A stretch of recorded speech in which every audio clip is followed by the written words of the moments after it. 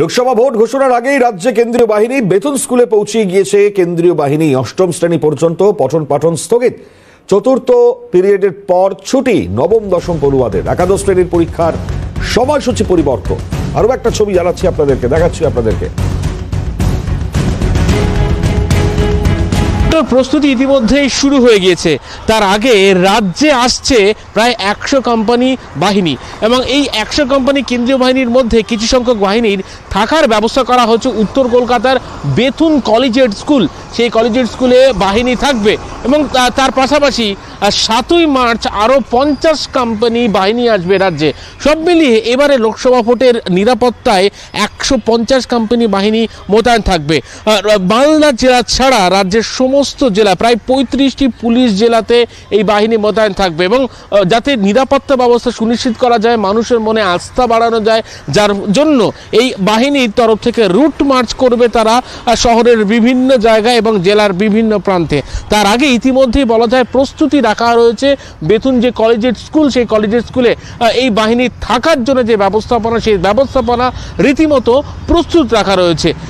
আমাদের সঙ্গে কোনো পরামর্শ ছাড়াই এটা হয়েছে, আমাদেরকে জানিয়ে হয়নি এবং আমার কাছে এখনো অবধি ব্যক্তিগতভাবে প্রেসিডেন্ট হিসেবে বা বোর্ডের কোনো কমিউনিকেশন হয়েছে বলে আমি জানি না।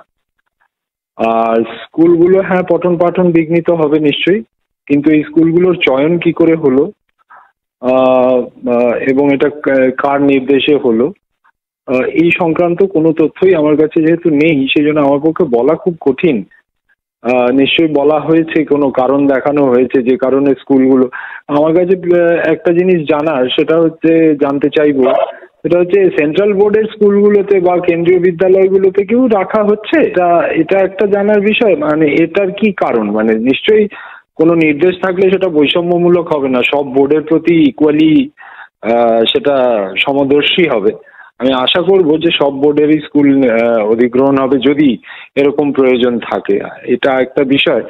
আরেকটা হচ্ছে এরকমও হতে পারে যে রাজ্য সরকারের স্কুলগুলোর পরিকাঠামো ভালো এবং এখানে কেন্দ্রীয় বাহিনী বেশি সেফ আর সিকিউর থাকতে বলে মনে করছে, সেই জন্য হয়তো আবেদন করেছে থাকার জন্য। আমি ঠিক বলতে পারবো না এই আলাপ আলোচনাটা কোন স্তরে হয়েছে, ভাবে চয়ন হলো, কোন স্কুলগুলো চয়ন হলো, তার কি ক্রাইটেরিয়া এবং সেগুলো জেলায় হয়েছে কিনা তাও জানি না। আমি ঠিক এক্স্যাক্টলি বলতে পারবো না, এগুলো তো অন্য স্তরে হয় বিষয়গুলো। তবে বোর্ডের সঙ্গে এই নিয়ে